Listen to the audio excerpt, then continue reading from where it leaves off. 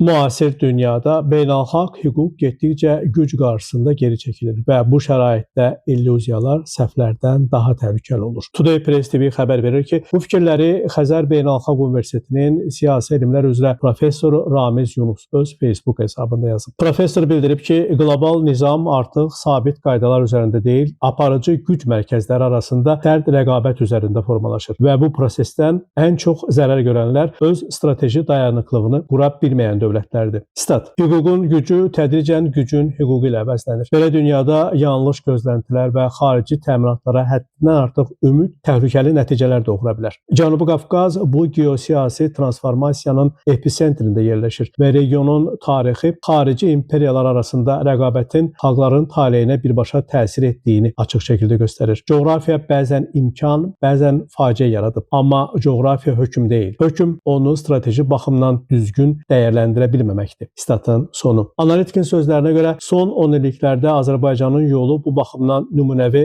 model ortaya qoyur. O qeyd edib ki, müstəqilliyin ilk illərindəki səhvlərdən nəticə çıxaran Azərbaycan suveren və praqmatik siyasət qurmağa nail olub. Stat: Müasir ordunun yaradılması, qardaş Türkiyə ilə strateji müttəfiqlik, Pakistan və İsrail ilə tərəfdaşlıqlar, cəmiyyətin daxili konsolidasiyası nəticə verdi. İkinci Qarabağ müharibəsində qələbə təkcə bir münaqişəni həll etmədi. Cənubi Qafqazda əvvəlki status quo-nu köklü şəkildə dəyişdi. Bu dönüş bütün region üçün mühüm mesajdır. Cənubi Qafqazda münaqişələr artıq xarici idarəetmə aləti kimi qala bilməz. Ermənistan üçün bu strateji asıllıq məntiqindən çıxmaq və emosiyalar siyasətindən hesablanmış inkişaf siyasətinə keçmək üçün tarixi imkandır. Gürcüstan üçün isə şərqlə qərb arasında əsas tranzit həlqə rolunu gücləndirmək şansıdır. Statın sonu. Politoloq Azərbaycanın Avrasiya əməkdaşlıq məkanlarında, o cümlədən Türk Dövlətləri Təşkilatı çərçivəsində artan roluna da diqqət çəkib. Stat: Söhbət ideologiyadan deyil, maraqların, infrastrukturun və iqtisadi əlaqələrin koordinasiyasından gedir. Çindən Mərkəzi Asiya və Xəzər üzərindən Cənubi Qafqaza, oradan isə Türkiyə və Avropaya uzanan dəhliz regionun əhəmiyyətini obyektiv şəkildə artırır.